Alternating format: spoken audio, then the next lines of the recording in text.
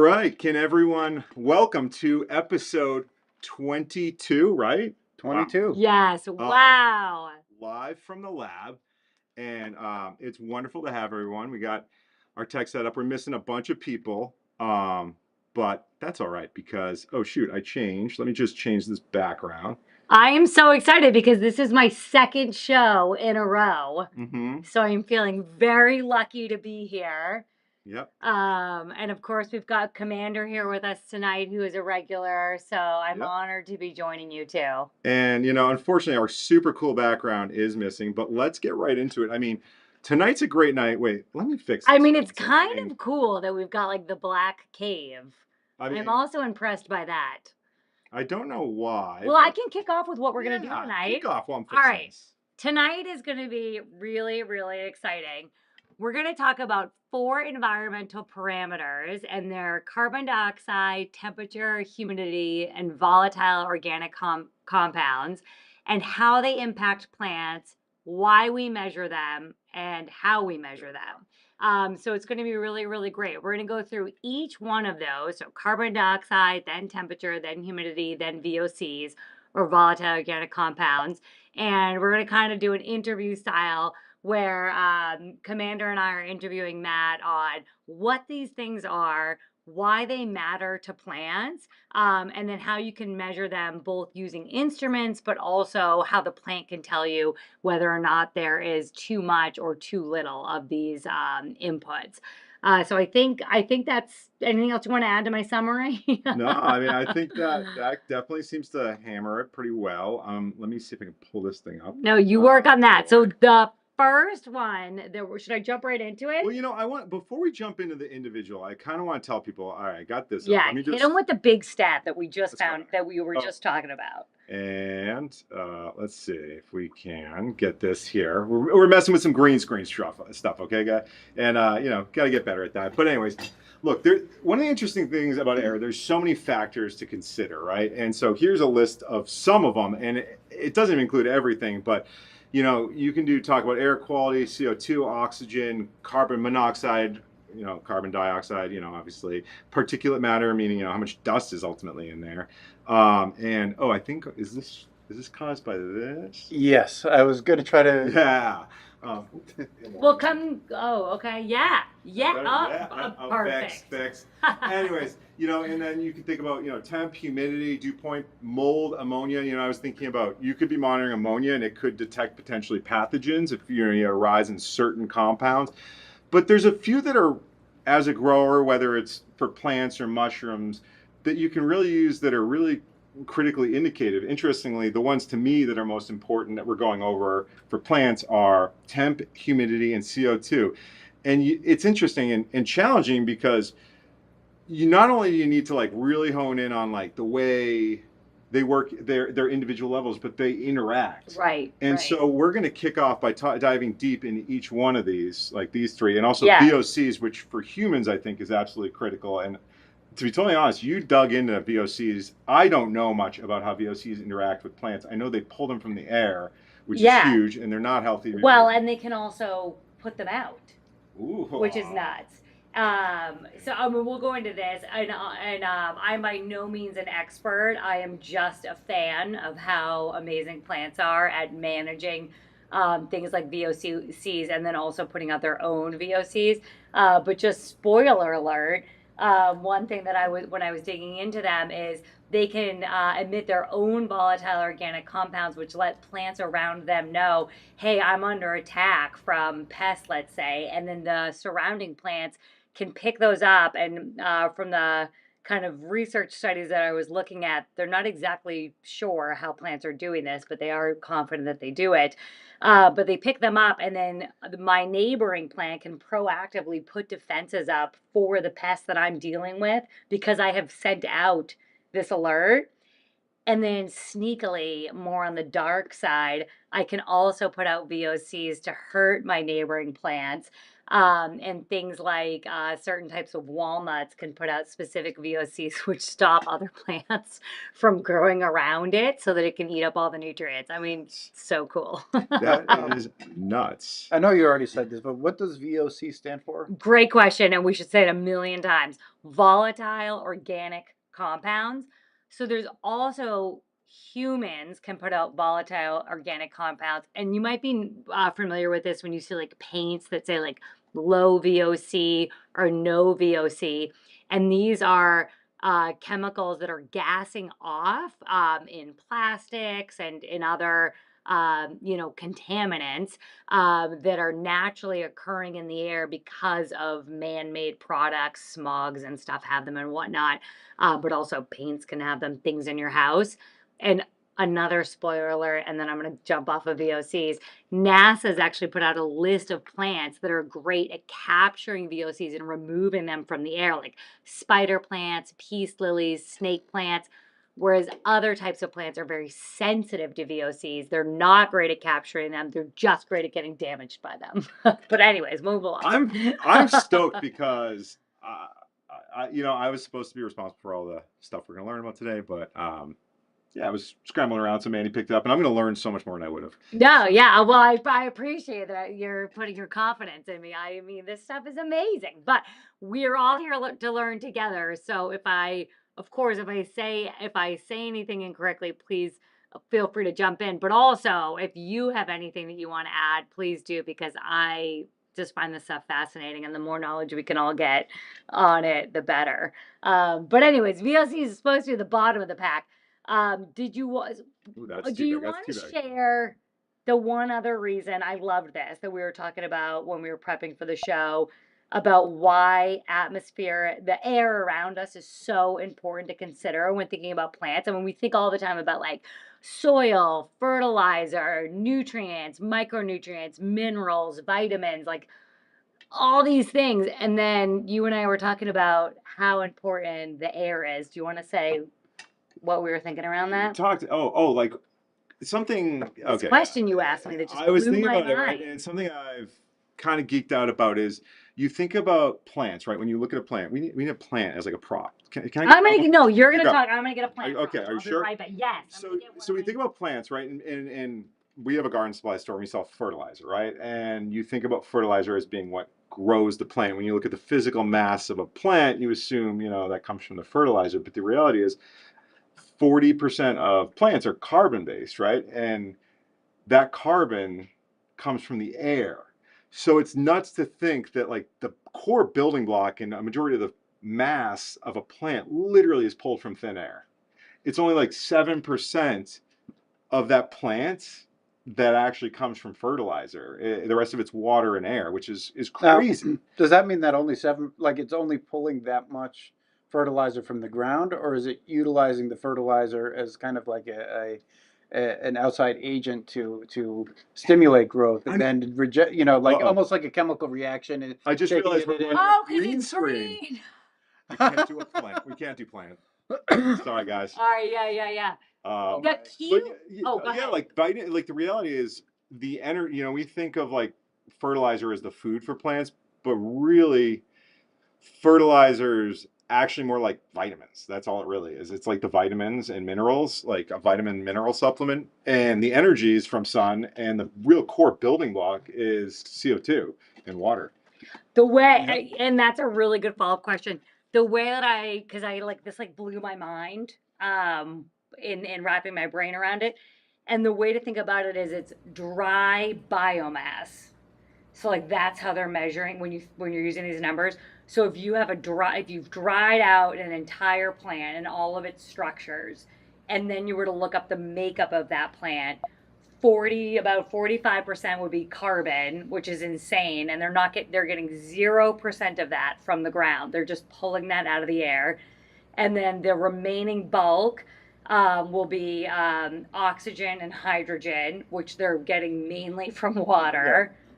And then the little remaining are the actual building blocks that they're the nitrogen, phosphorus, potassium, calcium, magnesium, iron, things like that they're pulling out of the soil.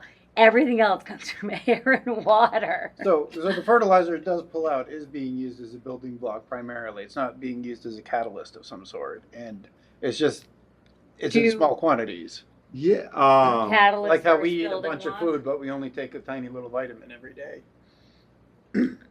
Wait, say it. Sorry, So I'm trying. you- I'm so- having some. What do you mean by Technical building block versus difficulties. catalyst? Well, like, so does it take in the fertilizer and use that Yep. to stimulate a chemical process to facilitate pulling the carbon out of the Oh, air and then, discard everything else that is, discard everything that was used, but right, in right, a right. baser. I see what you're saying.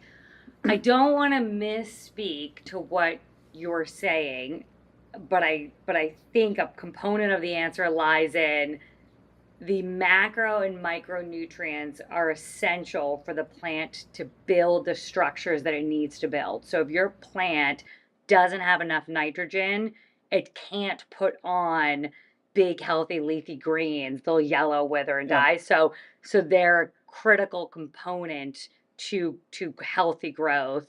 And therefore, and also microbes help the plant uptake food from the soil, and they are directly correlated. One, they have to have them, but they're directly correlated with plant size and plant yield. So it has to have those things in order to build the structures All right. correctly. Yeah. And it makes sense as the focus because everything that the plant gets for sustenance, the sun, air, water, like that is just there. Yeah. So Right. that there's no control over it. Well, I mean, there's control over the watering, I suppose, but Well, the big component is photosynthesis. So we eat food to make sugar. The plant is not eating the nutrients in the soil to make sugar. That's like the big turning point. The plant is using sunshine and water to eat the core component of carbon dioxide to make sugar, which is the food it uses to grow. that is That- wild. That's the way to think about it. That is nuts. I mean,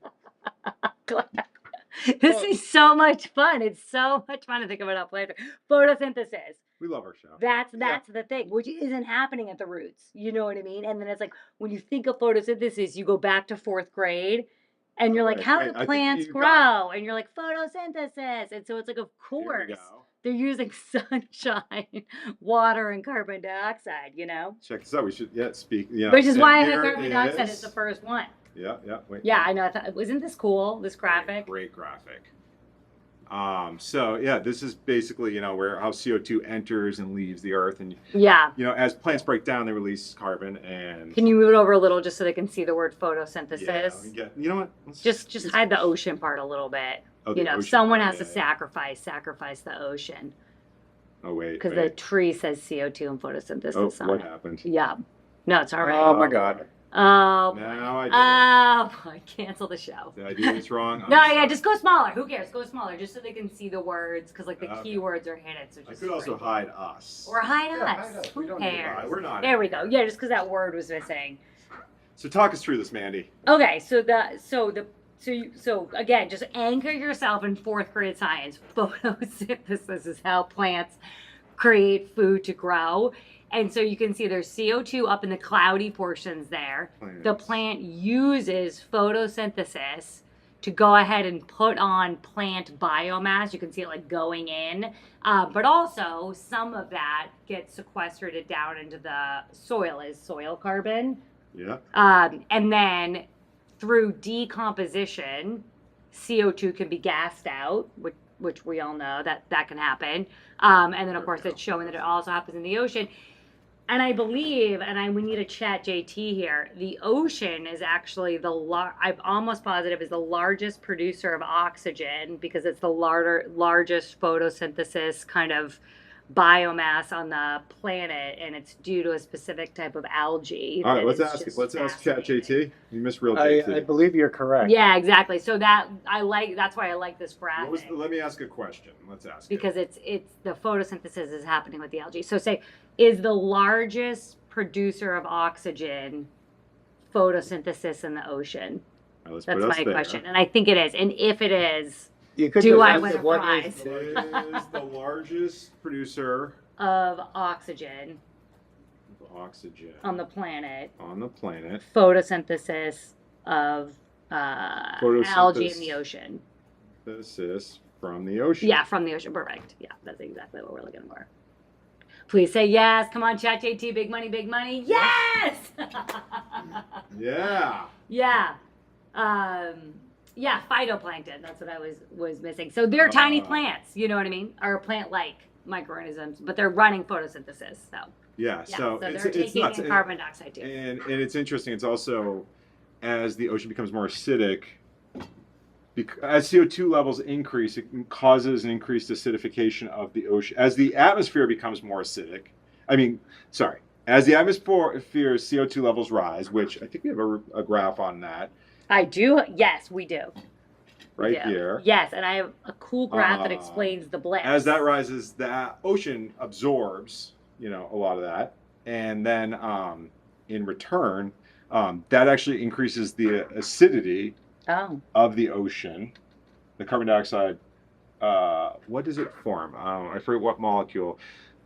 So literally, it's like this weird cycle, and then that's one of the reasons why climate change is harming the coral reefs, because those are all carbonate based, like calcium carbonate. So like they're like lime basically, and so as the ocean becomes more acidic, it's literally melting coral reefs. That makes sense. Which is fast. Which is interesting. Well, and it's also interesting, and not that any of us are climate scientists, but I was thinking about like increased CO2 levels is increased food for plants. However, increased CO2 levels because of the way our atmosphere works is correlated with increased temperatures. Mm-hmm. And plants need specific temperature ranges. So even if you're giving them more food, if you're giving them more food in a warmer environment, it might not matter. They might not be able to use it. Yeah, true that. Yeah. So there's a lot going on. I mean, just leave up the emojis. And should we talk about plants and CO2? What animal were you going to show? I don't know why this came up. I don't know why my Mac lately I've been triggering that emoji. I'm not sure what the shortcut that I keep pushing by accident. If anyone out there knows, click on the thing that shows. It might be on your mouse. I'm doing something. I keep getting these funny emojis. I'll be like trying to do something. Where does it normally trigger? I feel like when I'm working in Adobe Premiere, I'm pressing the wrong buttons. It's okay. It's been a long day. Click really quick on the top graph, which shows what these bumps are. I thought that was so interesting. Do you want to explain this? You explain it to me, so I think it's all you. So, I mean, it says it right on here. It just basically, so the bottom of the graph is the months of the year. And every time I look at these CO2 graphs over time, I think that one he just shows like 1890 to now. For some reason, there's this wiggly line. I was like, why does it look like that? And it's because the parts per million of CO2 in the atmosphere changes. Obviously, it depends on which hemisphere you're in. So if you're, but based on the seasonality, how warm or cold it is. So CO2 is highest in the northern hemisphere in springtime because plants are eating up all of that. Oh no, actually, I don't want to say that. I actually don't know. CO2 decreases throughout the growing season as plants grow. Right, they're eating it up. That's right. So plants are. Thank you. I started to scare myself. Springtime is when they are like the weakest, getting out of the Yes, winter. right. Seedlings don't need a ton of CO2. They're just getting going. But once they hit vigorous growth stage, thank you, they're eating tons of CO2. So they're helping to decrease the global CO2 levels. So whatever hemisphere is in springtime, there's a CO2 decrease. And that's why you see these like blip, blip, blip, blip, blip as each year goes up, which is just amazing. That's helpful. Fascinating. I know. I would never would have guessed, but it makes perfect sense. Perfect sense. See, I was thinking of it as an analogy. See, if pretty. CO2 is like the flour that the plant uses, to make the temp in the bakery. And so one of the other interesting things, what I'm pulling up right now to talk about is this is an image about I mean, I'm loving what this CO2 does to plant growth. And let's see if we can. Is this if you're out there and I'm making a notch, I apologize. I kind of like this on the fly learning style. But it's interesting, right? So this might surprise people, but if you're not familiar with that agriculture, but greenhouse growers pump CO2 into greenhouses to increase productivity. And we should ask chat this, but this is a chart basically, you know, where it's like the photosynthetic rate compared to leaf temperature, and also with two different CO2 charts. So 325 ppms, which was what the CO2 levels were, probably, I've got to imagine, probably like in the 80s maybe. They're now around like 420 or so, I believe. All right, I'm getting lost. Okay, so let's go. Yep. No, it's okay. So I might have missed something, but I got lost. Here's the CO2 level. So 320. Let's just say when the CO2 levels were down here, let's say, right, like around Okay. or 1980, right, like 340, right, and they've been growing up and up and up. Well, that is literally increasing like the availability of CO2 to plants. And now for CO2 as CO2 increases, right, like that other chart I was showing you guys just now, right, talks about the relationship to CO2 and plant growth, right? So as you increase CO2, your plant growth will increase, but you also need to supplement, you actually need to increase the heat, right? And it's pretty significant. Let me ask, so basically what this chart is showing is this is really confusing, is that as you increase CO2, you need to also increase temps, which will increase yields of plants, Okay. right? So we're, All right, tell me in like one sentence why, when you increase CO2, you have to also increase temperature? Because that's an amazing point, but I don't understand it. my hunch would be it's almost like if you were like eating protein bars and then just sitting around watching TV, like, I guess, but the plant just doesn't do anything with it. But why? That's a great question. Why do you need to increase CO2 and temp for increased plant growth? But basically, as CO2 increases in the atmosphere and temp increases, we're actually just we're actually going to increase agricultural outputs. That being said, the quality isn't as good. The ratio of sugars to the total biomass is higher. So literally, you can make an argument that climate change is going to increase the rate of diabetes. Because it's increasing. Because increasing the proportion of sugar in foods. That actually is not insane, and I'll tell you why that's not insane. So I love horses and used to work for a company that did a lot with horse nutrition. And I love turtles. And horses that struggle with being overweight or with obesity, if you're going to take them out to graze them, you graze them at times of day when the sugar in the plants will be its lowest, which is like dawn and dusk. And sugar production is at, like, if I'm remembering correctly, sugar production in the grasses in the fields, when the plant is doing a lot of work during the day, it increases. And so you don't want to graze them then, because you'll literally be giving them more sugar than if you did it earlier in the day. Yeah. But I mean, like, it's a strategy to keep your horse, to help your horse lose weight. So the fact that, like, if in general sugar in plants goes up by X%, given that CO2 and temps have gone up, it's very real.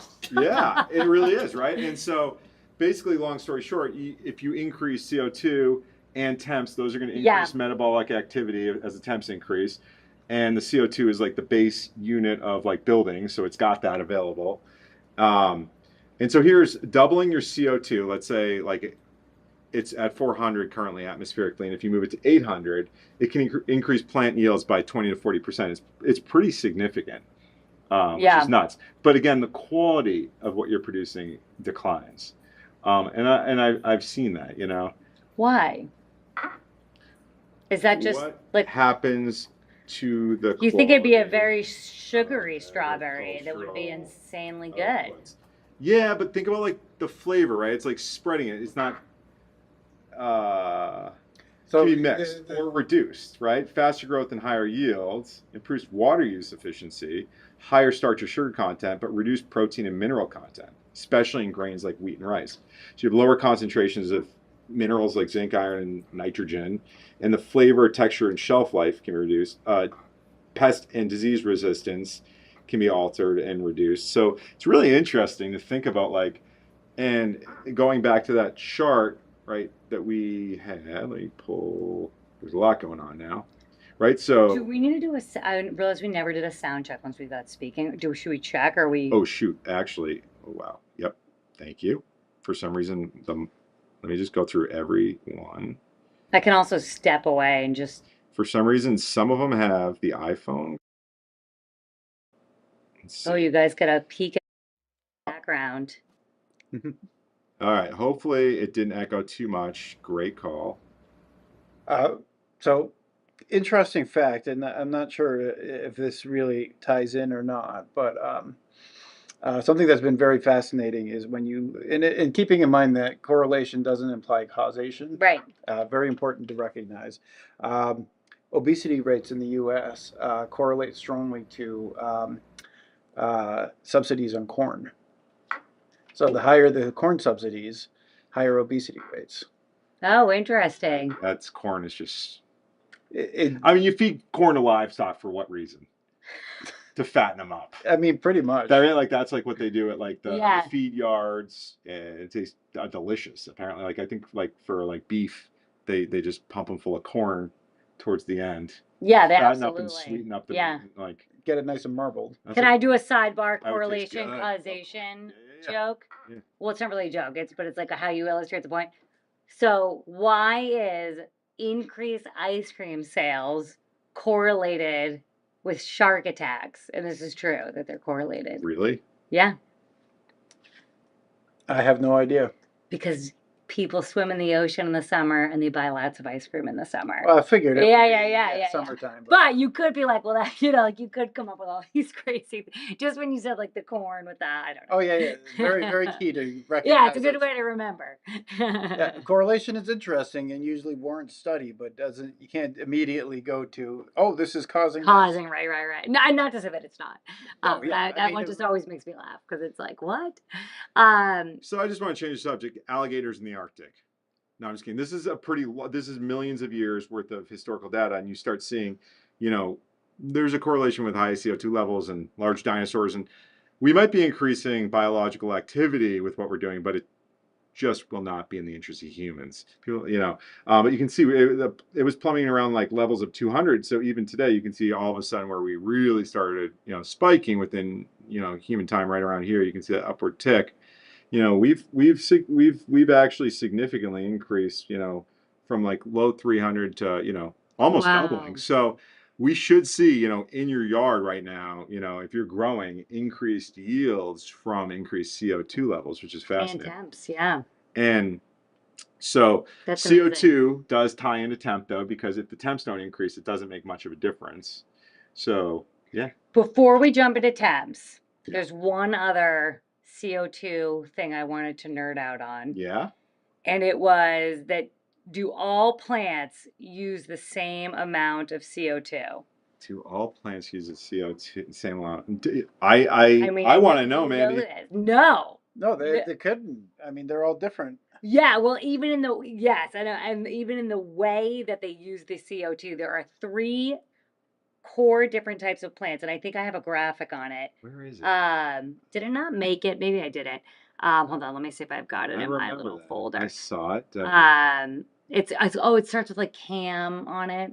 C2. I think I saw you slide it over. There it is. C3, C4. Yeah, that's the one. Okay, make that baby big. All right, let's do this. Ready? Let's go to SS Big. Boom. Okay, Right, and let's then do you do want to it. put us in the corner? Yes. Is that working? Yeah, and then maybe just move us a little. Yeah, move. Yes.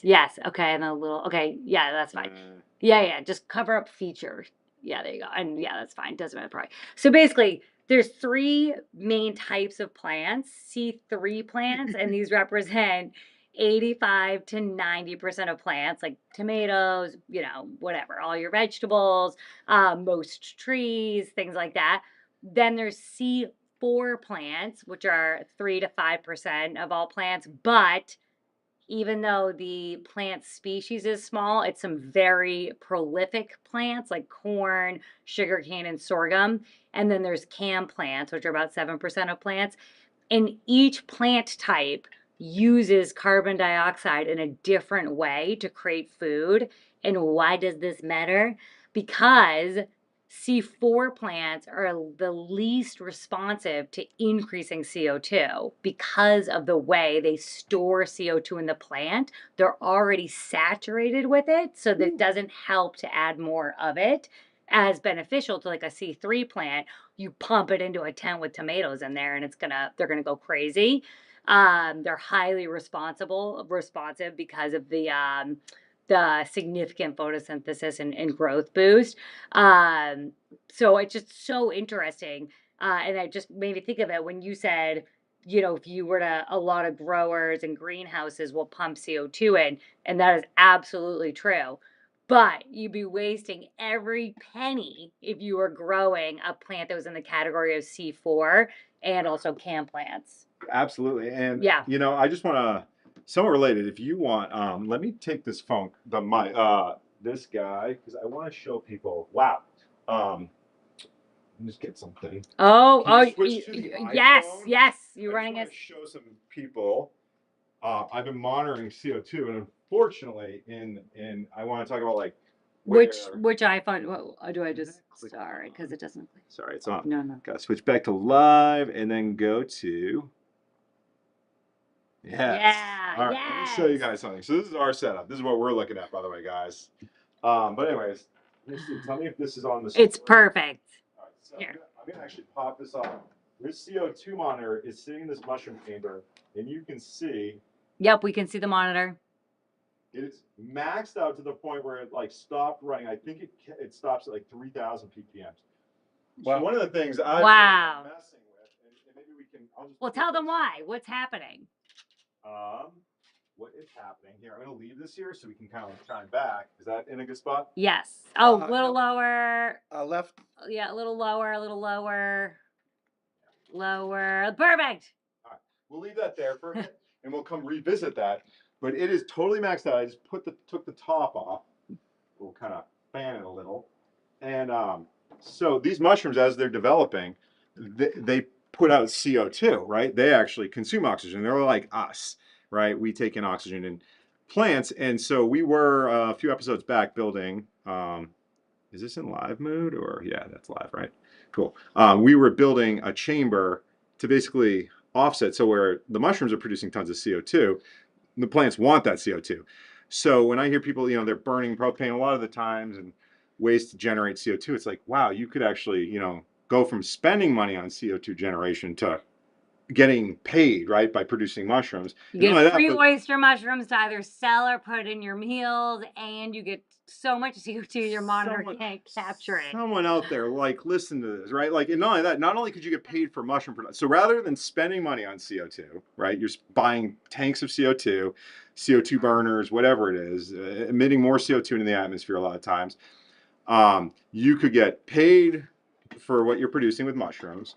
And not only that, but like with mushrooms, like oyster mushrooms, right? These are in wood. You can get paid to take in waste to then use to grow mushrooms, which you get paid for, and then use that CO2 to increase your plant yields, which you're gonna get paid more for. So to me, like figuring this out, mushrooms are incredible because they're a very expensive food item that's really high quality value for health for humans. Right. And they literally require no energy inputs and they consume waste. Yeah. And so I want to see more mushroom growers, especially incorporating into like plant growing. Yeah, there are some things on the market that are like, bags of mycelium that you can hang that help to produce CO2, but they're not meant to then, cut open and cultivate mushrooms from, and they should be. Yeah. Look at They this. should be cool types of mushrooms. Oh yeah, some of the Oh, my yeah. body's blocking that. Hold Yeah. Look at the size of that meter, guys. on. We might have broken it with so much I CO2. can't believe it just says hi. I know. Like, Hi, meter. Yeah, it's like I don't know. I don't know. Where am I? Matt, is there anything else you want to say about CO2 for now, or should we move on to temperature? let's move on to temp. I think so too. We'll come revisit this. I feel But- great about our current CO2 Let's discussion. move on to the temps. And temp is what is temp? No, I'm just kidding. I don't. Wait, is this temp? Oh, you know why you're pulling that up? The only thing I do have a little chart that's like what your plants will look like if they have too little CO2. I don't know if that's helpful. Here's the but temps. we can look at that at the Too end. little. Oh, that's great. Yeah, yeah. Yeah, I think it's in the summary one. Oh. Okay. Let's see. I can also just say Should what I? it Yeah. is. Yeah. Let's see. It's- Summary of 4. Go down, down, down. It's right there. One more down. Boom. And then yeah, make that baby big. All right, let's go. I mean, you're gonna get a sneak peek of the other ones, but I think it's helpful while we're talking about it to give a highlight. So if you have too low of CO2, you'll get slower growth. Sorry, Oh no, I'm that's really okay. sorry. Oh, that's all right. I'm Well, I'll wait till it's up. this rookie. Okay, ready? Yeah. All right. You'll get slower growth, pale leaves, or poor yields. Just right, fast, efficient growth, and better productivity, and too high. And this is too high, like if there's, as in, like if there's an issue, um, uh, like more than the plant can take. Not like I've boosted it CO2 and the plant loves it. This is like I have put a small grow tent together. I don't have any ventilation, and I've put a bunch of mushroom bags in there, and it's too high. There can be nutrient imbalances, leaf stress, and it can actually also cause plant death as well. But it's obviously rare. You have to. It's not going to naturally occur. You know what's funny? I'm wondering, and it's so funny. I can't tell you how many people come here and say, and I need to listen to this advice I give. You know, they'll be like, I need CO2 supplementation, and I'm like, what are your CO2 levels at? And I know. I don't know. And I say, you know, you should probably buy a monitor first before you go invest in CO2 equipment, because especially in homes, I remember the first CO2 monitor I ever bought, I thought it was broken. I had worked really hard to insulate our home when we lived in Colorado. Yeah. I put a CO2 monitor in my office, and it was like immediately at 2,000 ppms. And I was like, this is broken. I cracked a window and it went down to the atmospheric levels. And I wound up wiring it with like IFTTT, if you know what that is, where basically you can connect different smart home devices and trigger it. This was like over a decade ago. I was a big nerd way back when still. And I would Yes, make way it back blink when. my lights. Yeah, I'm way cooler now though. Uh, but it would blink the lights when the ppms would be over 1,000. And I was shocked. My CO2 levels would rise to that within like 45 minutes of me being in that office.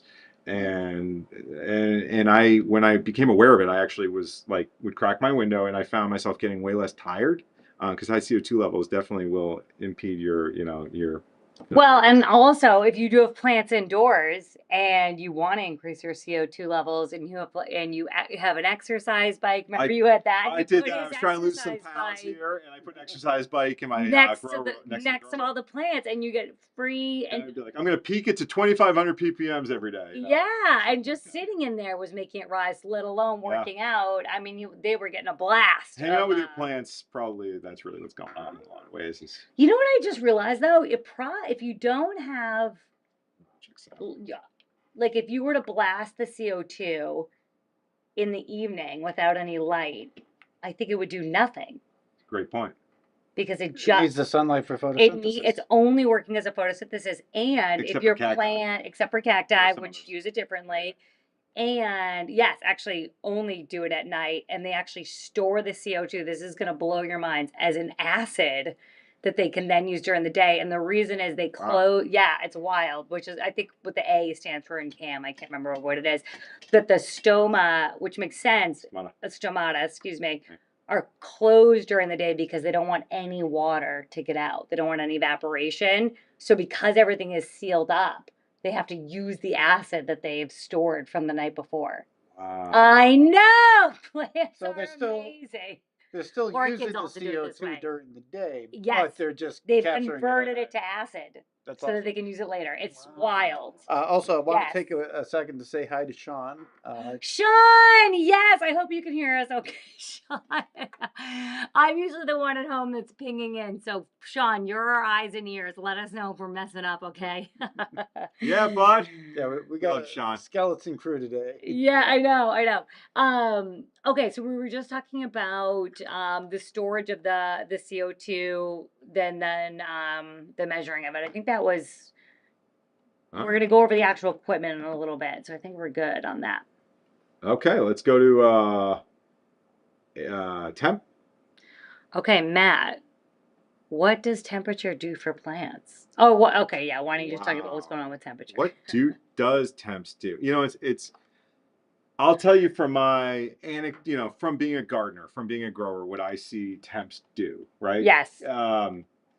Especially when in coordination with humidity, which we'll talk about, which, when you measure that, it's like VPD, but like temp, to me, I also take care of fish, and I've taken care of reptiles, amphibians, and they're all cold-blooded. Plants are too, right? And so their metabolic activity is dependent on temperature, and there's often not only sweet spots, but it almost seems like this is my take on temp, right? Is atmospheric temp, right? It increases basically a pull, right? Like the warmer it is, right? It basically warms and creates like a vacuum where water moves up through a plant's roots, and then basically when it's warm, it evaporates out of the stomata. Tell me, correct me, and No, it creates it's flow. good. It creates flow, and if you do it too much, it's going to dry the leaf out, right? It's not going to be able to handle it. It absolutely impacts water uptake. You're absolutely right. Yeah, Yeah. and so what I've found personally, what's really significant is not only just air temp, but air temp relative to root temp.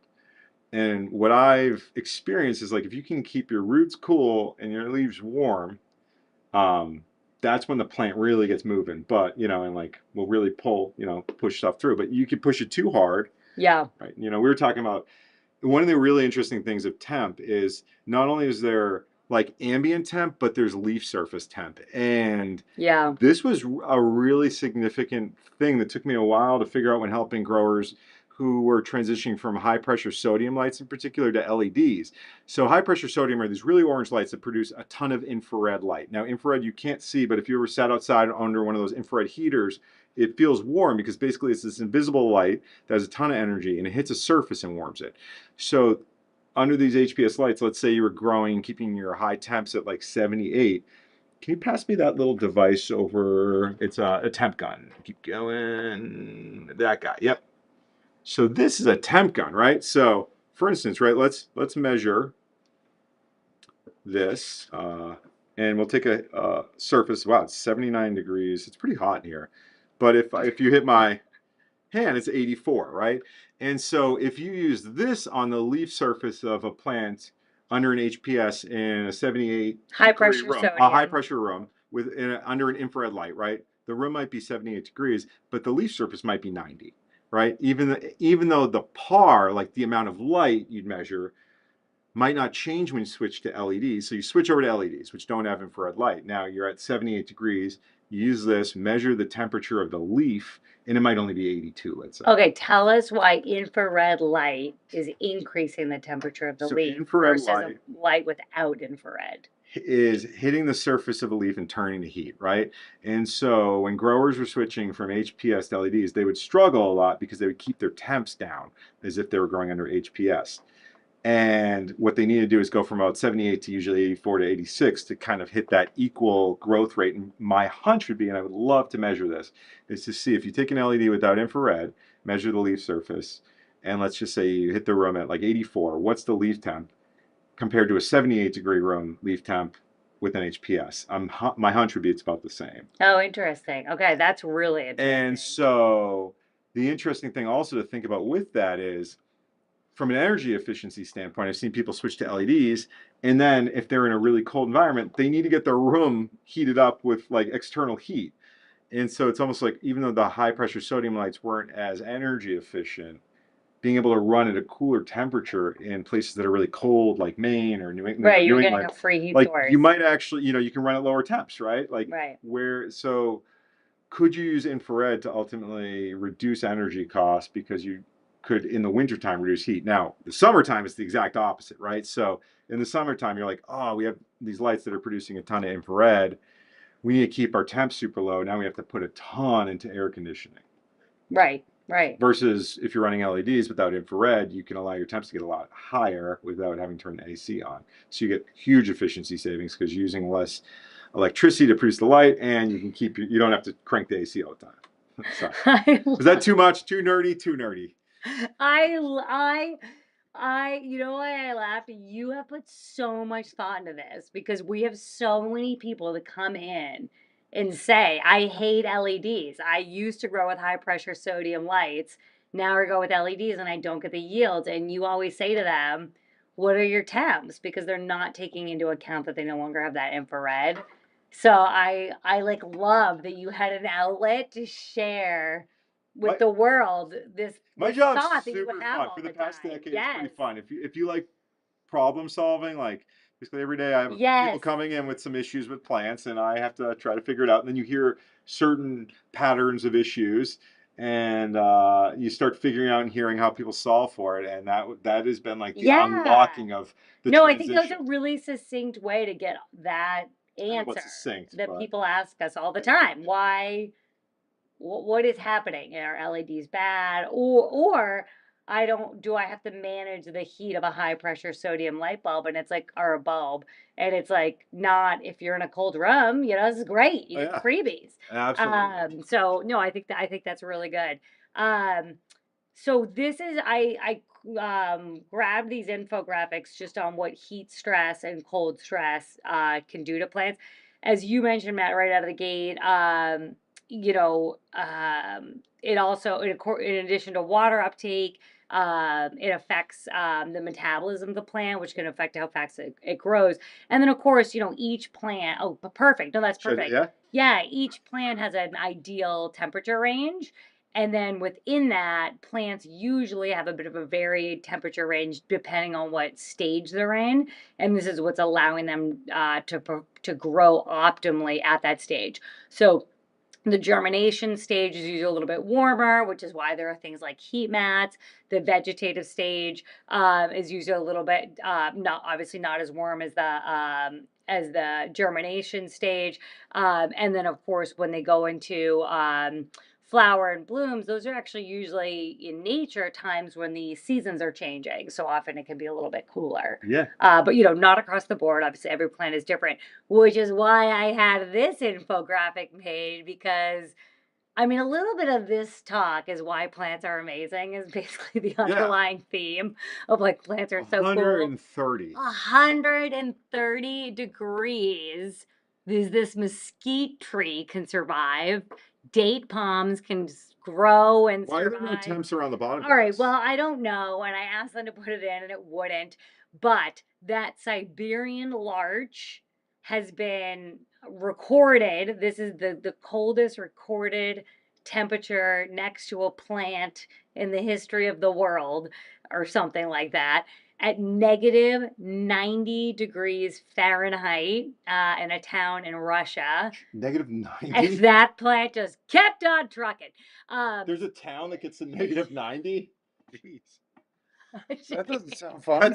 that's insane. It's like Mars. That is. What is that in Celsius, I wonder? Negative 90, that's got to be. I don't know. It was wild. Chat? Yeah, ask chat. Ask chat. What was the town in Chad. Russia where the Siberian larch was recorded at negative 90? Russia was the Siberian larch Recorded at recorded negative 90 degrees. at negative 90. She'll know. She'll know. I can also look up my notes too. 67.8. Oyomacan, Wow, located in the Yucatan. that's Coldest insanity. inhabited place on Earth. What is that in Celsius? It was minus 67. It's not minus Damn. 67.8. Wow. I mean, just wild. So, one thing that really made this resonate for me on like what temperature it does for plants is when you think of warmer temperatures, tropical places. I mean, just think again, go back to like fourth grade science. You think big, lush, beautiful, fast growing vines, dense canopies. A seed drops the next day, it's a full blown vine, just wild. So, they really can help with growth, for plants that are designed for that. And then you think of the Arctic, you think of being at the top of mountains, you think of, getting cold. The plants get smaller, smaller, smaller, thicker, thicker, littler, littler, littler. And then even, their leaves change. They're, not going to be as big and broad. They're doing everything to conserve.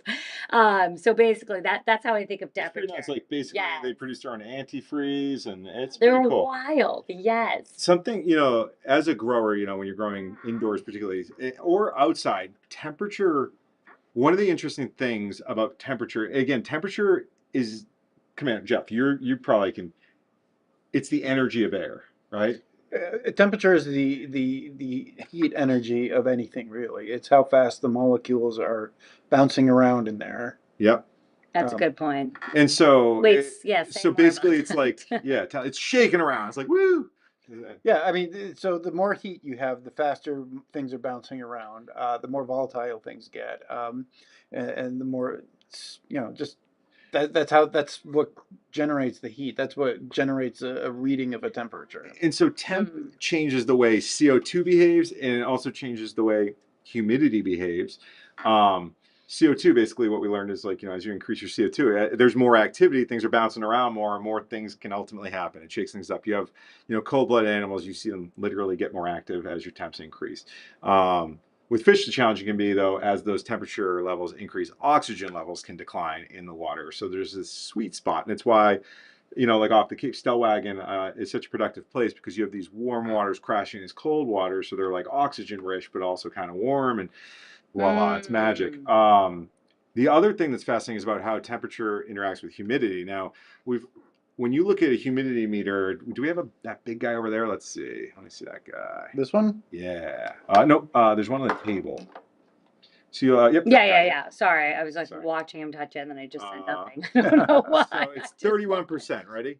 And the fascinating thing is that is the percentage of that at any given temperature, there's a certain amount of water the air can hold, right? So what that number is that's relative humidity. It means currently at 24.7 degrees Celsius, which is what, like 76 degrees Fahrenheit, the amount of water in the air right now is about 31% of the full potential. Now, I don't know, do we have a chart on humidity absorption?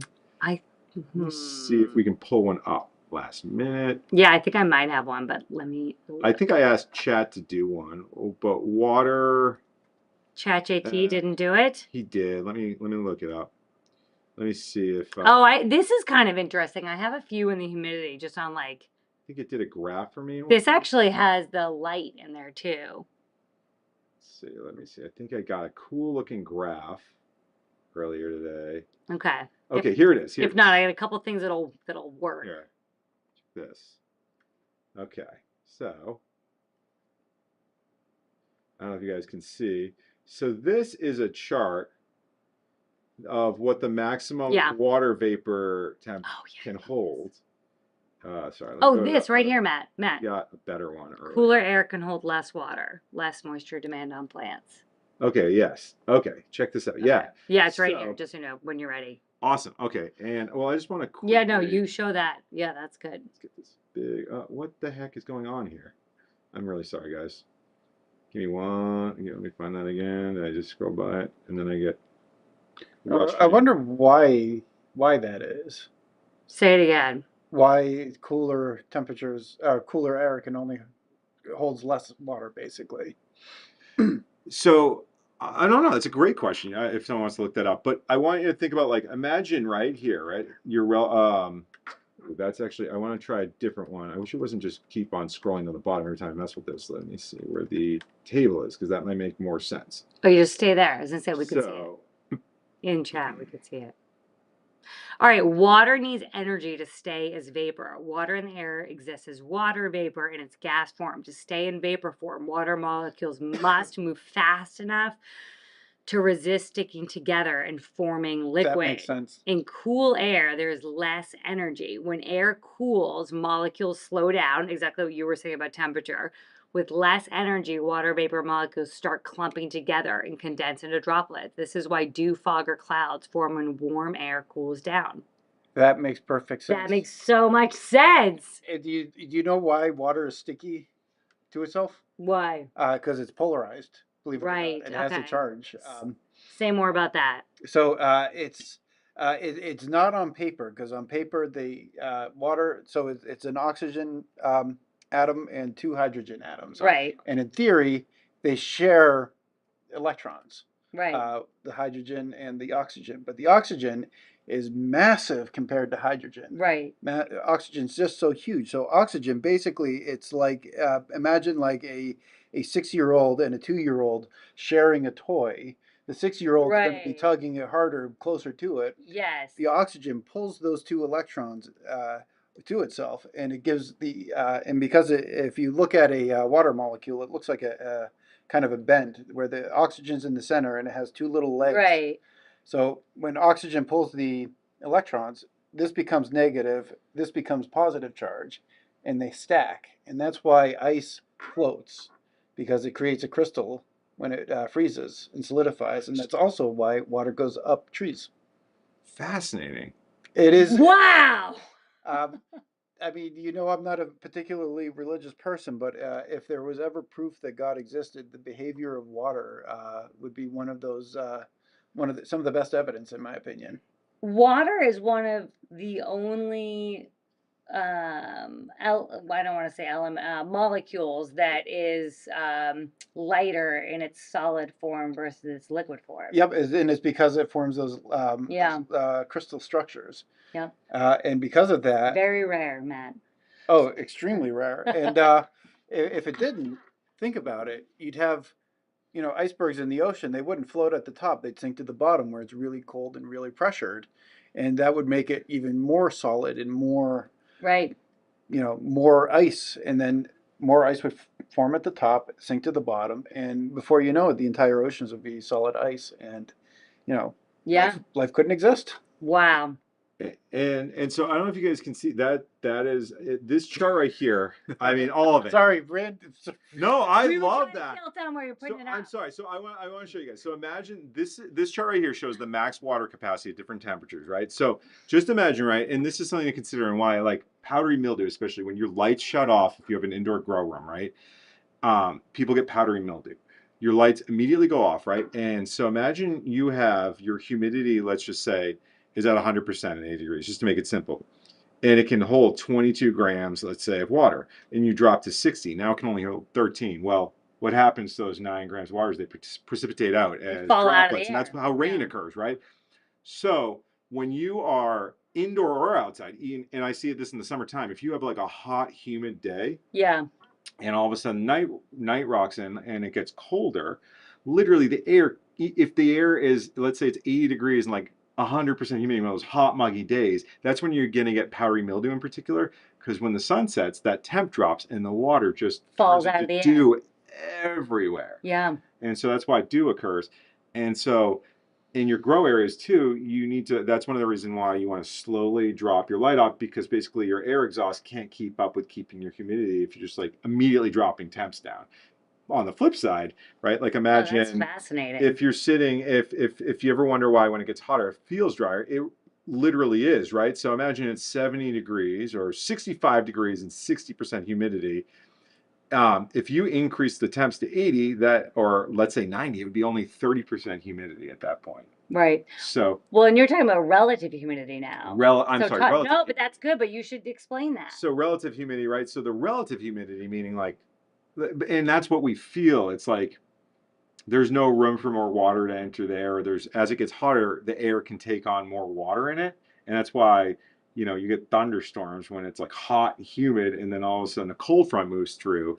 It's literally like the air can't hold the water. Yeah. Water droplets have to precipitate out at such a rapid rate, creates like tons of friction. Pull this graphic up. Yes, ma'am. Only because I think it helped. This is Yeah. what kicked off Love Commander's No and one was I's listening. conversation. No, I No. think it's exactly what I you're appreciate. saying. No, 100%. I wasn't trying to like. No, I mean exactly what you're saying. I appreciate the transitions when I should communicate. Timing is perfect. Timing's perfect. No, yes, I was trying to support Talk to us what about you're this graphic. saying. Well, no, so this is the cooler air can hold less water, and but that also means there's less moisture demand on the plants. Yeah. The plants aren't having the water pulled out of them. So the warmer air can hold more water in vapor form.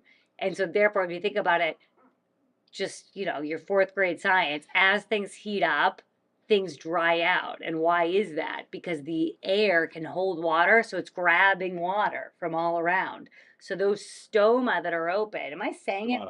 Okay, why is stoma on some of these? Okay, Really? stomata, I don't Wait, know. maybe I might be. No, I think maybe I just have it wrong. I want to get it right. Let's ask So chat, it's right? very important that I get it right.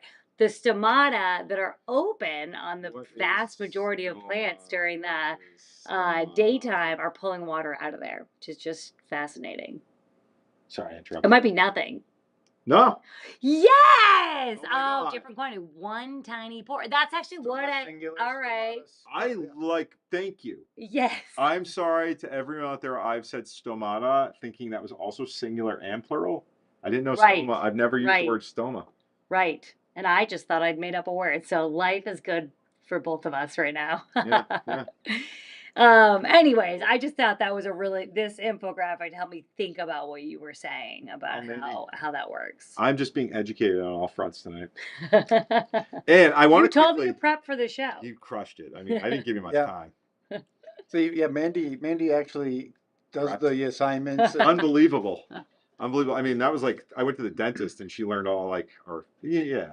You do have a science degree too. Yeah, that's true. Check this out though. Look at the CO2 levels now. All right, 651. what did I you wish do? we didn't even know. I just took the top off. Wow. And so you can see it dropping still. And then let's put this cover back on. You want to see Now, it? Which will go pretty quick. what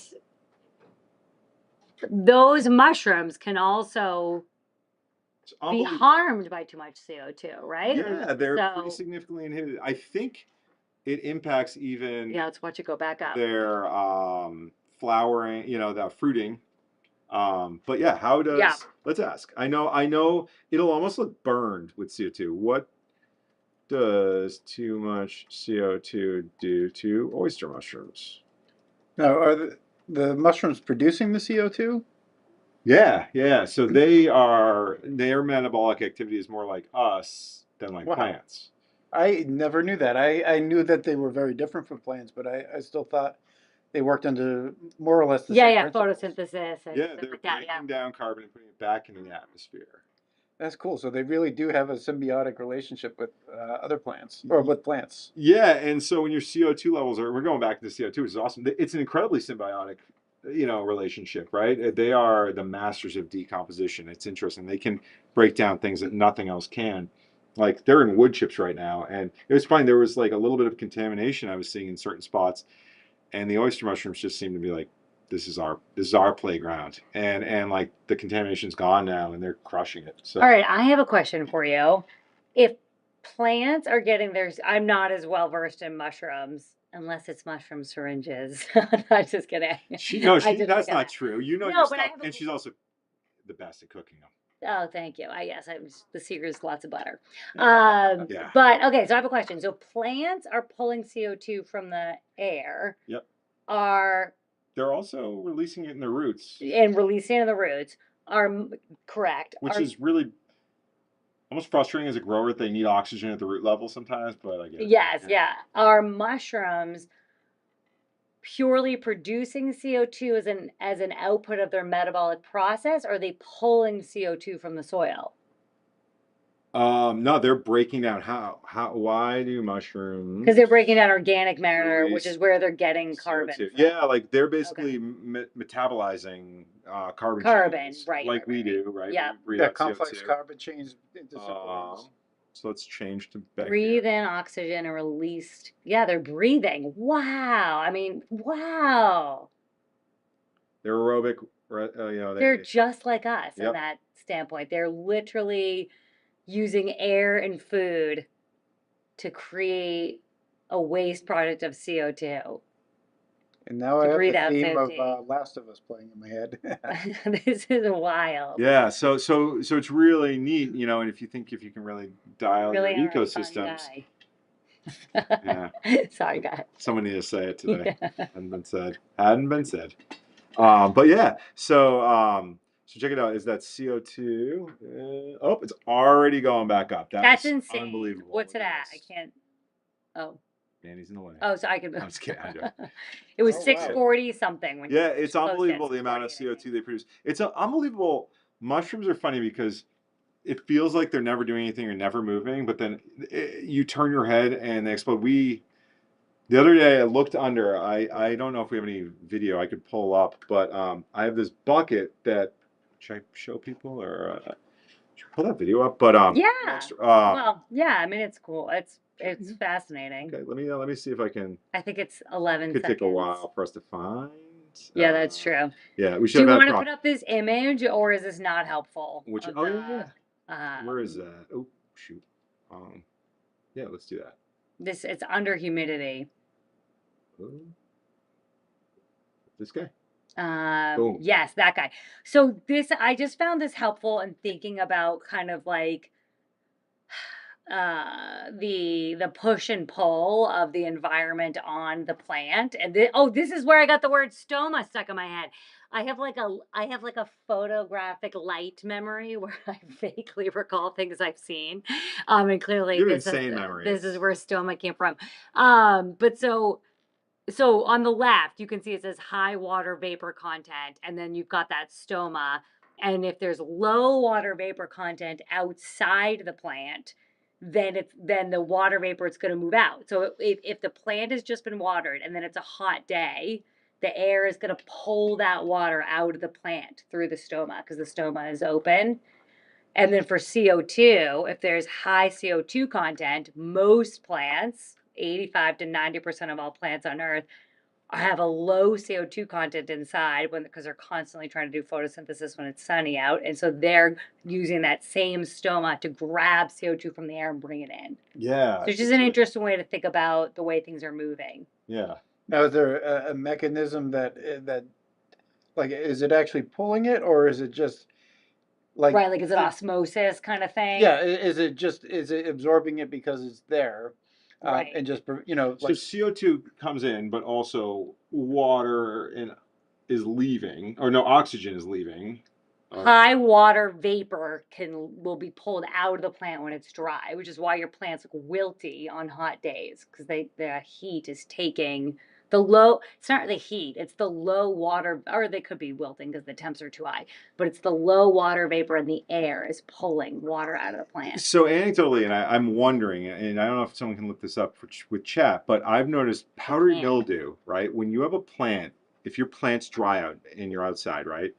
And you see them wilting, especially on a hot, humid day. Yeah.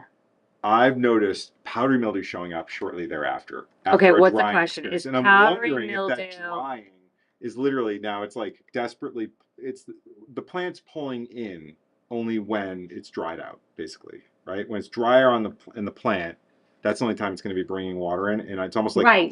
now it's opening to bring things in, including powdery mildew. Does powdery mildew enter the stoma? The stoma. You say stomata, I say stomata. No one says stomata. No one says stomata. I'm It's gonna all start saying just- stomata.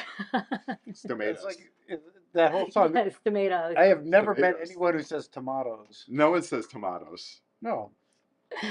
Yeah, I like tomatoes. Tomatoes. Hands in. All right, so I think you want me to ask: is powdery mildew more likely to enter the stoma Or when when plants are dried out? plants are dry? Because I've totally noticed, and I'm totally like when I see my plants Yes. all wilty and dry, shortly thereafter in a humid summer day, I'm gonna see powdery mildew. So like the lesson for humidity in this picture as a grower is do not let your plants dry out and wilt on a humid day, because then they start sucking stuff in. I've also noticed, like, if you want to fry a plant, if it's dried out and you foliar spray with nutrients, you will 100% burn them, or apply pest control. Like, you should always like make sure they're well watered, plants are lush. Otherwise, whatever pesticides like neem or whatever it is, let's say soaps, are just getting sucked right into the plant and it kills them. I've had it happen. Oh, this is so interesting. This is very good. Okay. Share. I can't wait. I just quickly. Yes. So is powdery mildew more likely to enter the stoma when plants are dried out? Yes. Drought stressed or dry plants are generally more vulnerable to powdery mildew, and the stomata can play a role in that vulnerability. So the stomata regulate gas exchange, CO2 in, oxygen out, and water loss. Stomata can open and close based on environmental conditions. Powdery mildew, as we all know, is caused by fungal spores. It typically lands on the surface of leaves and sends out specialized structures that penetrate the outer cells to extract nutrients. It doesn't need wounds, yada, yada, yada. Stomata may remain open longer to get more CO2. Plant defense. Okay, so when plants are dried out or water stressed, stomata may remain open longer to get more CO2. Plant defenses are weaker. Drought stress reduces the plant's ability to produce defensive chemicals and protein. And leaf surfaces may become more hospitable. And dry air, dew, or leaf moisture evaporates more slowly overnight, creating perfect microclimates of spores. But powdery mildew loves humidity. It's my last thing. It doesn't require leaf wetness. It doesn't need high humidity. So drought above ground combined with high humidity around leaves is the Yes. ideal recipe. Yes, 100% right That's notes, it. right? People are worried to wash their plants, like to spray their plants. They're worried it's going to cause powdery mildew. I actually believe it's the best thing you can do to eliminate it. I think you're washing spores off your plants. You're making sure they're Yeah. fully saturated and wet. But it doesn't it's enter humid through the air and stoma, dry it says. soil where you are. It does. Yes, Or- it doesn't. It says dried out plants are more vulnerable to infection, not because powdery mildew directly enters through the stomata more often, but because weakened defenses and altered stomatal behavior give the fungus a better chance to colonize leaves. So maybe they. So wait, yeah, it So does. do they enter? Yeah, powdery. And while we're doing that, mildew check this enter out. through the stomata. 1105 parts Wow. per million, What, right from the CO2. 10 minutes? Yeah, it's nuts. And by the way, that's not even a sealed No, environment. They Like, do that it through has a direct penetration method, not through stomata. okay. So it's Spore lands on the leaf surface, germinates, and forms a structure called an aprosorium, which adheres tightly to the surface. So The fungus sends a penetration peg directly through the epidermal cell wall, not the stomata. Let's Go see. ahead, sorry, Commander. Powdery I mildew. was going to say this is another example of correlation and causation, but I Yeah. don't think it is because there's still causation. It's just not the cause that we anticipated. Right, It's yes, not entering through yes. the stomata. Right, right. But the correlation is through stress, drought on the ground, humidity up above. But Yep. it is caused through this landing on the leaf because conditions are supporting it. Well, let's see. Oh my gosh. Should we all right, we just did humidity, right? We did temp, humidity. Should we do VOCs? And this is kind of, I think, this is kind of how they work. I guess they basically do. They land on the surface. Oh, cool. And kind of develop. But I will. Yeah. All right. Let's move on. Right. No, that's a great. I get so many questions around powdery mildew. I've definitely seen, that is the key takeaway from my experience though. Like keep your temps up. Yeah. I mean, keep your plants watered. All right. So what VOCs? Are we on to VOCs? I think I'm pretty sure we did CO2, temp, humidity. I think we're onto VOCs, which is great. I had a question for you. Did you and I didn't I can go grab it. Our new CO2 monitor, I think, does VOCs. Yeah, Okay, I I'm haven't gonna go even grab that. seen this, so I can't wait. Yeah, you want to grab Yes, that? I'm gonna go grab that. I Do you want to actually- give a kickoff on VOCs? No, I'll let you. Let me grab one. Where is it? It's just off there, or It's in the glass case. I think I put them all back, but I already took it out of the box there. They Do you just grabbed the box that's right on it. You do. You can. I'll no, get it. you do. Trust me, All right, it's I'm where the not proud. pH meters Okay. are. It's out on the shelving so people can buy it. Commander, you have left the shot. I don't know if Matt did that. Oh, never No, mind. Matt left Oh, the it's shot. oh yeah. Because it's not mirrored. I'm like, oh no, we lost somebody. It's Matt. In the glass case near the pH meters. It's already out of the box. I was playing around with it. You'll see it. Okay, so VOCs, do you remember what they are, Commander? You can't cheat. Volatile organic compounds. Yes. Compounds are chemicals. Compounds. No, you got it. You're absolutely right. They're airborne chemicals released by paints, glues, cleaners, plastics, furnitures, electronics, and even, as I mentioned earlier, other plants. The ones that aren't so great, you might have heard of like formaldehyde, ethylene, like things like that, man-made chemicals that we're putting out into the environment. The thing that I did not realize about VOCs, some, as I was saying earlier today, some VOCs are actually produced on purpose by plants as a defense mechanism, which is just wild.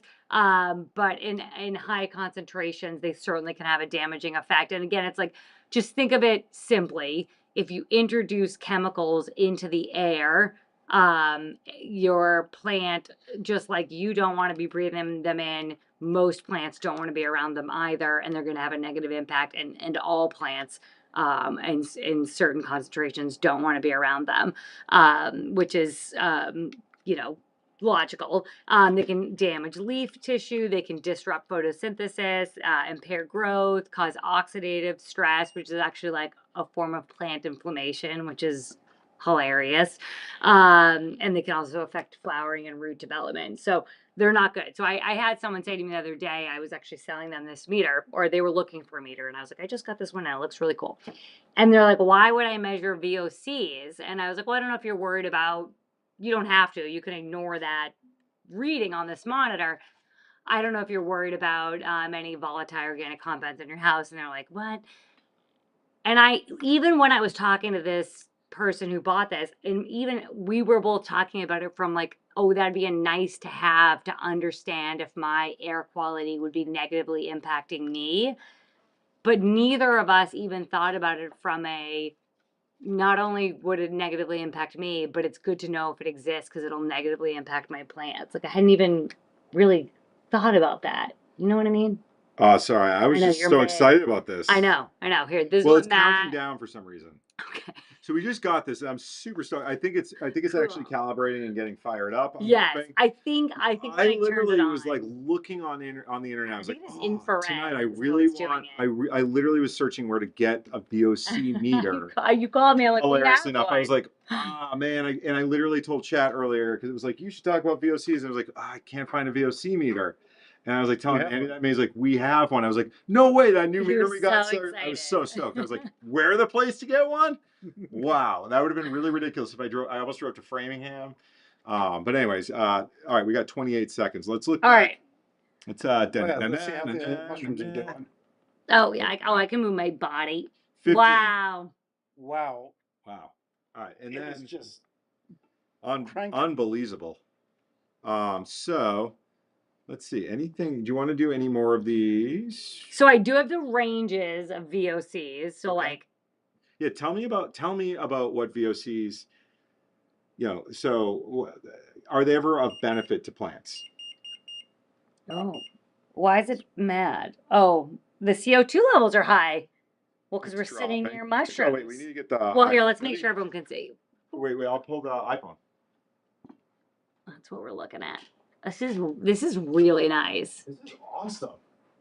All right, total volatile organic compounds is in the green range, and it's 0.017, Wait, here. Looks that up. which is actually really good. And I love it as like the good. What's HCHO? Yeah. Hydrochloramine, hydrogen oxygen. I don't know. Hydrogen oxide. No. Why would they No. would they group it together though? I don't know. Chemistry, I'm like gonna I look thought up. it would be Here. like H2CO. Yeah, no, it's not that. I don't know what it is. I was just kidding around. Yeah, no. I It'll know. say, it'll say it in here. Chemistry was a long time ago. I know, same. Okay, it's an air quality monitor. The air quality is excellent. HCHO. All right. Let's ask see. chat. All right. If anyone can jump ahead of me and let me know what it means. What does Ready? HCHO? Haha. Sorry. Man, you need to get better sized meters. Like these things I are just know. way too They're big. too big. All right, look at that. Oh, formaldehyde. Whoa. It is a chemical formula.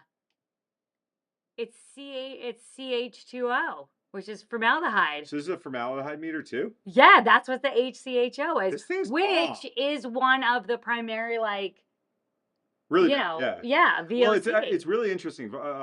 Look up formaldehydes are always Wow. off gassing. They're actually naturally do off gas if I remember.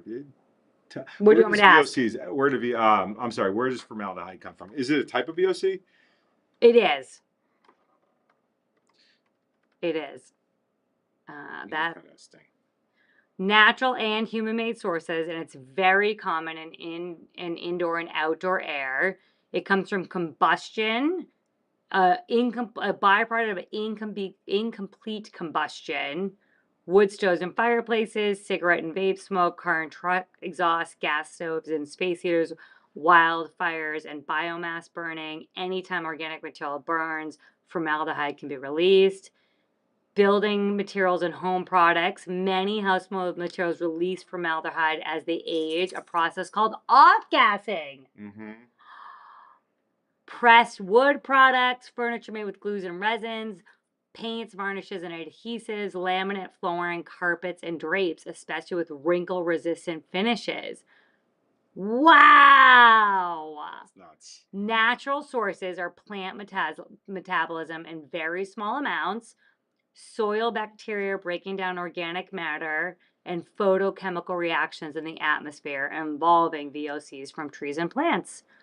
Industrial emissions also play a role, pesticide manufacturing, oil refining, paper and pulp production. Wow. Yep. Even though small amounts are common in the environment, indoor concentrations can build up due to limited ventilation, especially in newer or tightly sealed buildings. That room that you insulated, you were probably blasting yourself with formaldehyde. Yeah. Yeah. I'm All interested right. to bring this around. You know what's nuts? This thing's battery powered and even has this little cool thing that I think you could just put in your hand and be like, I'm always measuring my air parameters. That's pretty nerdy. Hey, wait, Well, I what? mean, Wait. sometimes Oh, you this have to is know. what. I don't know why this is with it. But I Oh, think okay. it looks. Yeah. No, look, check it out. Yeah, yeah.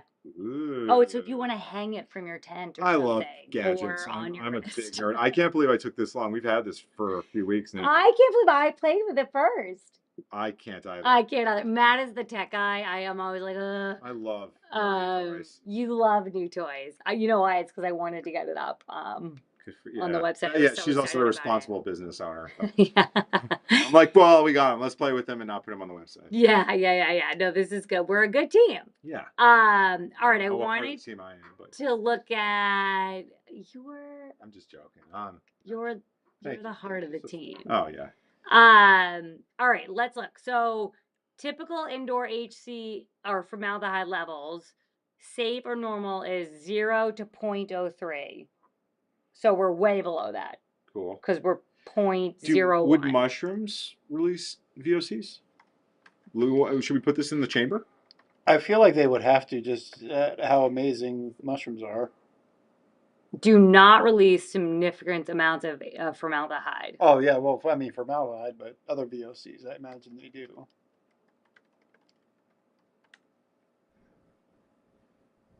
Yep, they do release VOCs, and in fact, they produce a surprisingly diverse and interesting mix of them. Put it in. Let's try it out. Ready, people? Oop. They release mushroom alcohol. They release acetone, ethanol, methanol, isopropene, limonene, or terpenes. Oh, so terpenes, yeah. Yeah, terpenes, and Wow. citrus-like or Do piney. we remember what the numbers were? No.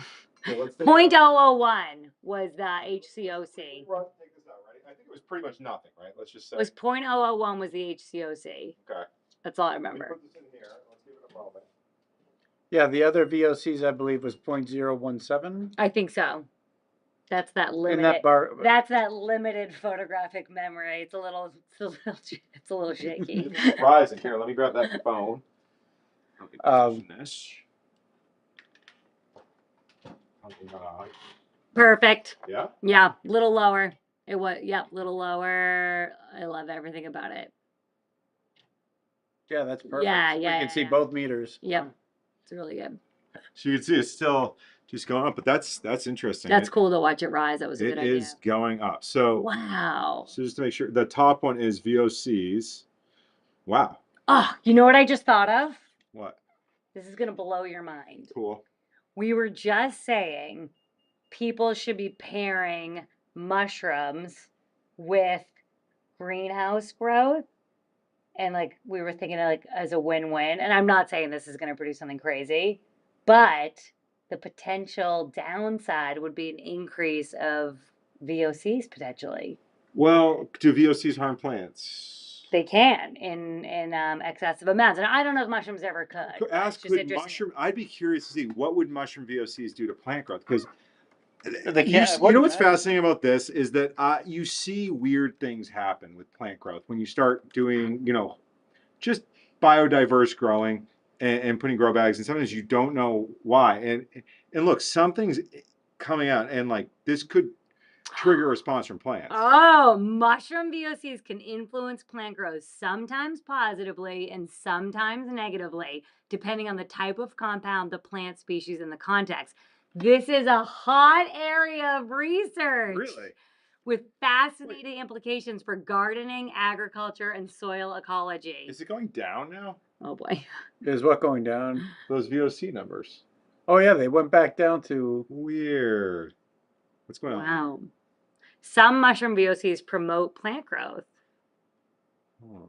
Uh, The CO2 levels are skyrocketing, but now the VOC can stimulate germination, root elongation, shoot growth, can enhance plant defense and stress tolerance. A 2010 study showed And that's going back up. Arabidopsis plants exposed to some fungal VOCs grew faster and larger than controls. I Wow. wonder if like the VOCs, that's weird. It It's went all about the up, dose and context. and That now is it's weird. going back down for some reason. Why? It seems to fluctuate a little bit. Wonder if I move these bags, what happens? Yeah, it might be just really sensitive. It has infrared, I guess. I don't know really. Oh, So wild. yeah. Or what happened? I don't know because it started. Maybe when going you up. opened it, maybe they were gassing off. They're going up now. Is it just me that's releasing VOCs? Oh, might be It that could be. sensitive. That and you My do smell. smell like formaldehyde. I'm releasing formaldehyde. What kind of crazy VOC laden deodorant do you use? Lots. Yeah.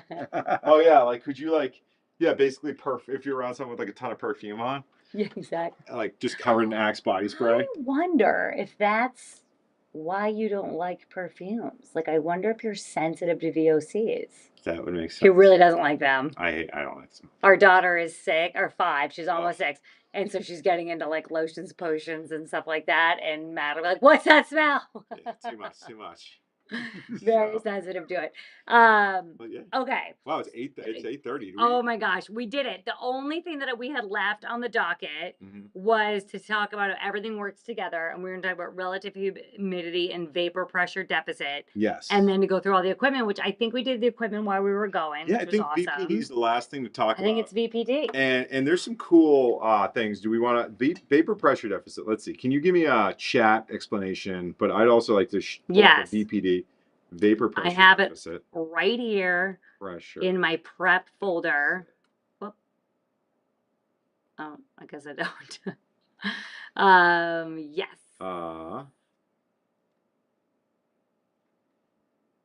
Hold on, I did already ask it this, and it gave it to me in relation to plants.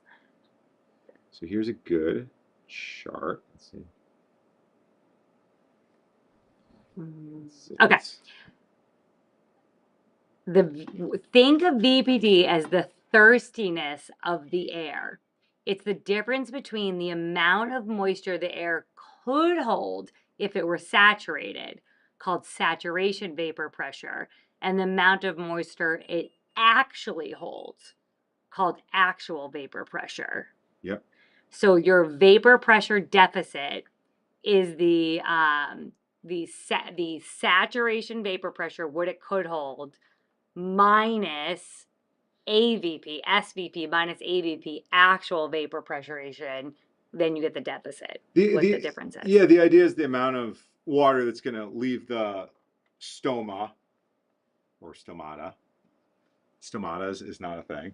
No, it's the plural. Is going to Yeah. stay consistent. So basically, imagine right here, like our VPD, let's say is 0.7, right? And we're at 80. Let's say we're at 0.75, right? And we're at 82 degrees and 65% humidity.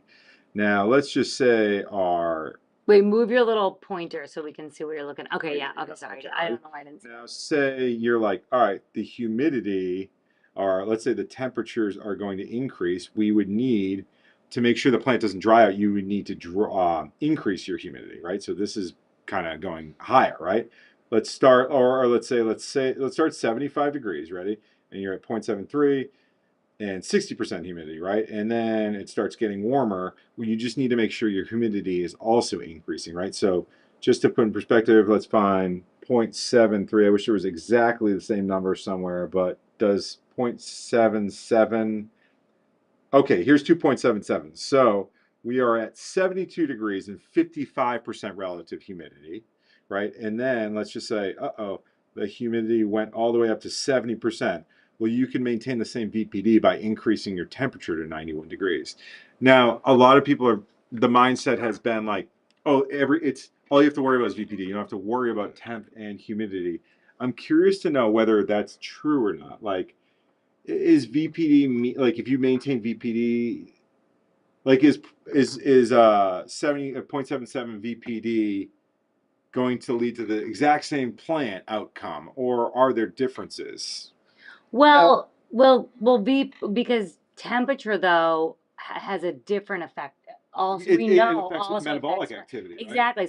So it can't be that it's just VPD because So we know temperature impacts. We just talked so about I guess that. the question to ask I would think is be, the way to think about it. while maintaining the same VPD, is it better? Can you ask chat Yeah. Oh, maybe? sure. While maintaining VPD, is it better to maintain the same temp? Or I can even ask, um, like, or is it better to have a Okay. higher or lower temp? Oh yeah, yeah. If maintaining a consistent VPD for a plant, how would the plant be affected by increased temps with same VPD? I don't know if that makes sense. Do you see? Do you understand what I'm saying? Yeah. Right. If 0.77 is what you're going for.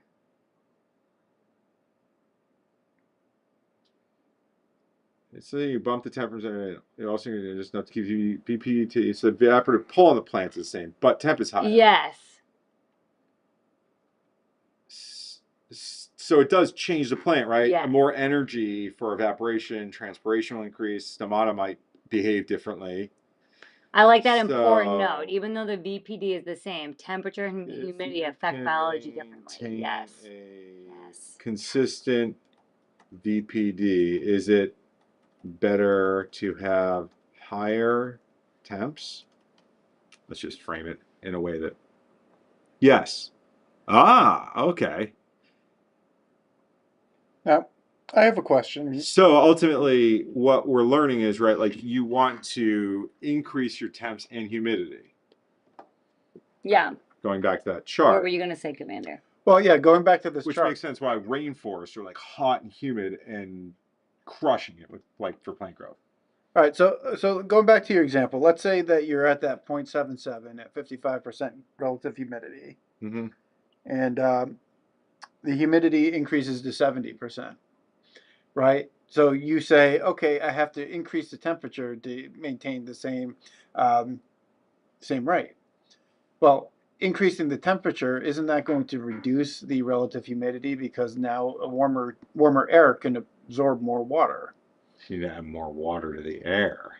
Yeah, so To increase that VPD, you need more water, but the plant will transpire and more evaporation will occur off the soil if there's water there. So if it's dry, you're in trouble. But if there's a lot of water already in the, so it will just pull the water that it needs to maintain the relative humidity. This helped. Interesting. This helped me think about it. It says warm air is a bigger sponge that can hold more water. Humidity is how wet the sponge is already.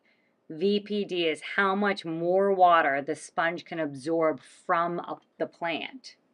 So VPD controls how fast plants transpire, how quickly they release water from the leaves and into the sponge that is the air. Wow. It affects nutrient uptake, photosynthesis, growth speed, and even disease risk. And then they have ideal. Fascinating. Yes. Plants want hot and humid typically. So Well, with Yeah, I mean we know that, right? Like go to a tropical And Well, in right, that plants that are example, designed for Most, hot I would movement. I say, see what you're saying. Yeah. ultimately, yeah, like yeah. plants. Yes. No, I would even say like plants. It's almost like the ones that they've adapted, right? Like cacti have adapted, but like the core functionality of how Yes. it works is optimized in high humidity. Yes, I totally agree. Here's a challenge, though, right? Like, so you zip up a tent to get that VPD up, right? And I think I did this for my citrus, and I'm actually wondering, I should be monitoring CO2, and I was talking about this earlier about not. I briefly mentioned I need to monitor more. I'm starting to think that the citrus might be low CO2. I started turning on air intake, but I was increasing. You know, if you zip up your tents and don't allow a lot, it'll get hot and humid there, but then your CO2 is going to plummet. Right. Right. So, Oh my gosh. it's Just hard. amazing. Hard, unless you got mushrooms growing in there. Yeah. Like our greenhouse out back. Like we have this room that's just hot, humid, and it's just got so much. We got to air measure. coming We got to in. measure the CO2 back We there. should at do some that. point. We should do that. But yeah, I have learned so much. yeah, today was fun. very educational. Very educational. we hope. Yeah, I think that's all. You guys want to wrap it up? Yes, Let's quit while we're ahead. I loved it. I I think so, loved it. yeah. I had I a think we blast. did it. And I hope people have been able to thank hear you, it. everyone, for joining us. I think no one said they couldn't. Yeah. That's good. So we'll listen to it after. And thank you so much, friends. And until next week, have a wonderful weekend. Bye, Bye, everybody. everyone. Yep.